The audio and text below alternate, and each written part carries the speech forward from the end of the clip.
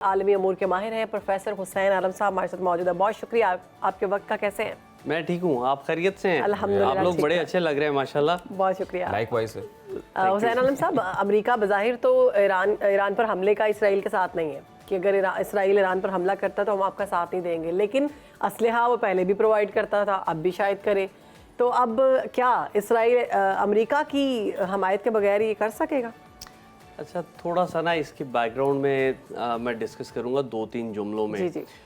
ऐसा है कि जो रियासतें होती हैं ना, ये जो कहती हैं वो करती नहीं है, और समटाइम जो करती हैं वो बता के नहीं करती। तो हमें इससे जज्बातियत से निकलना पड़ेगा, और रियासतों के ना दिल होते हैं ना रियासतों के जज्बात होते हैं। जो बैनुल अक़वामी ताल्लुकात हैं वो कहते हैं कि इंटरेस्ट बेस्ड चीज़ें चल रही होती हैं। रही बात इस हमले की, तो इसके ईरान को जो मतलब थे उसके असरात वो चाहता था, वो पूरी दुनिया से वो ले रहा है।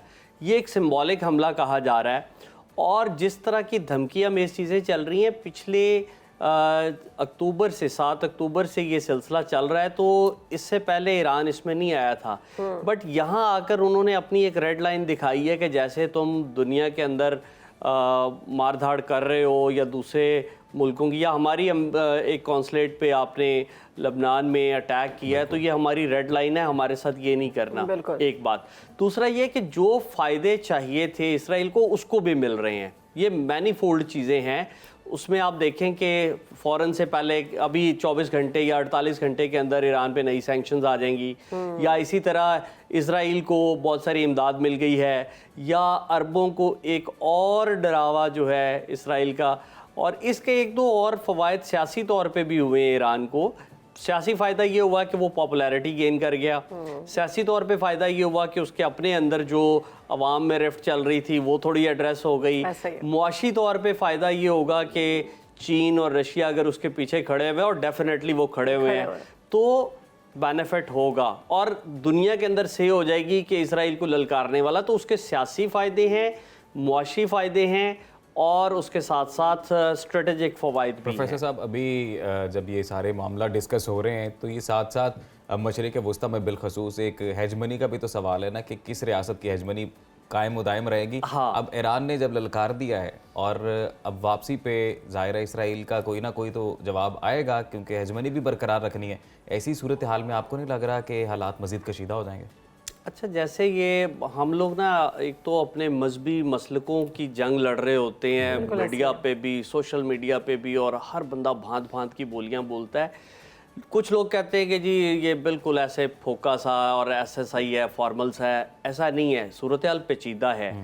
जैसे आप अभी कह रहे हैं कि अगर सिचुएशन एग्रीवेट करती है और बढ़ती है, तो ये एक लिहाज से एक तीसरी आलमी जंग बन सकती है। इतना आसान नहीं है कि एक मुल्क का अटैक करना। बेशक उसने 6 महीने बाद किया है और अपने टाइम पे किया, और उसने कहा ये इतनी कार्रवाई है, लेकिन ऐसा नहीं होता। अगर ये फैलती है तो इसके अंदर सेक्टेरियन और जो अरब खित्ते के दूसरे ममालिक हैं वो इसके अंदर इन्वॉल्व हो जाएंगे, और अगर वो होते हैं तो फिर दूसरी तरफ जो पीछे ईरान के 2 ताकतें खड़ी हैं वो भी आएंगी। अमेरिका को भी आना पड़ेगा। हर 2 सूरतों में रशिया और चाइना शायद चाहते हैं कि अमेरिका इसके अंदर मज़ीद इन्वॉल्व हो, यूक्रेन की तरह। और इकॉनमी के ऊपर जंग जो है एक बोझ होती है, वो तो अमेरिका नहीं चाहता, और अमेरिका ने कहा कि मैं इसके ऊपर आप लोगों को सपोर्ट नहीं करूंगा, लेकिन उसके बावजूद वो पीछे खड़ा है। तो अल्टीमेट जब आना पड़ेगा, घसीट लिया जाएगा किसी को जंग में, तो वो फिर 1 या 2 मुल्कों के दरमियान। सारी सिचुएशन में हम एक और चीज़ भी विटनेस की सारे मामले में, जब से गज़ा पर भी ये जो बमबारी जारी है, लीग ऑफ नेशंस फेल हुआ, जंगे अजीम दोयम जब थी, उसके बाद यूनाइटेड नेशंस बना इस वजह से ताकि वर्ल्ड वॉर 3 या ऐसी कोई सिचुएशन ना बने। तो अभी हम देख रहे हैं यूनाइटेड नेशंस की जो सूरत हाल, एक टूथलेस बॉडी है, उसकी को बात ही नहीं मान रहा है। सारी सिचुएशन आपके सामने है, तो फिर अक़वाम मुत्तहिदा को कहाँ देखते हैं सारी सूरत हाल में? अक़वाम मुत्तहिदा की जहाँ तक बात है, ये कानूनी तौर पर इसकी कुछ चीज़ें बाइंडिंग नहीं होती। ये तो पाबंदियाँ लगाती है, या मोस्टली जो आम हम थर्ड वर्ल्ड कंट्रीज़ के या जो अकल वाले लोग हैं वो कहते हैं कि ये बड़ी ताकतों की आलाकार है, या उन्हें सपोर्टिव है, या उनके एजेंडे के ऊपर अमल करती है। लेकिन बहरहाल अक़वाम मुत्तहिदा और जो बड़ी ताकतें हैं, ख़ास तौर पे अमेरिका जो है, उसको इसमें अपना रोल प्ले करना पड़ेगा। जो अमेरिका चाहेगा, मोस्टली सादा, मेरे वालिद एक सादा से आदमी हैं, वो कहते हैं कि जी वो ज़रा सी कोई बात होती है वो कहते हैं जो करवा रहा है अमेरिका करवा रहा है। तो अच्छा, मैं बड़ा हैरान होता कि वालिद साहब ये क्यों कहते हैं।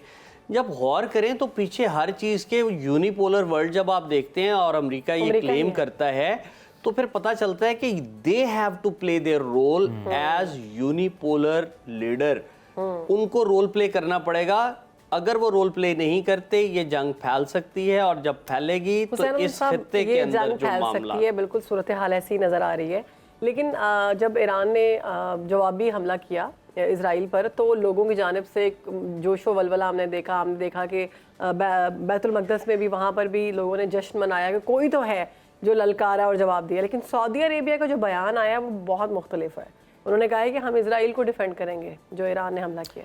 अच्छा, मैंने अभी स्टार्ट में जब आपसे बात हो रही तो मैंने कहा था कि हम अपनी सेक्टेरियन जो है ना, कहना हम उससे देखते हैं चीज़ों को। हम अपनी ज़ाती पसंद नापसंद पे, भाई इतने सारे मुल्क हैं, इस्लामी मुल्क हैं, उनमें से किसी ने कोई नहीं किया। ठीक है, इसको सिंबॉलिक समझें आप, इसको ड्रामा समझें आप, इसको कुछ भी समझें, मुफाद के लिए देखें, लेकिन फिर भी उन्होंने ये करके बता दिया कि इसराइल को हमने चैलेंज कर दिया है।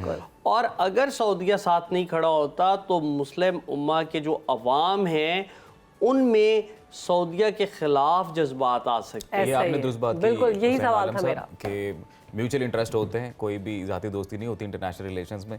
बहुत शुक्रिया आपके वक्त का, आपने सुनो पाकिस्तान को आज वक्त दिया।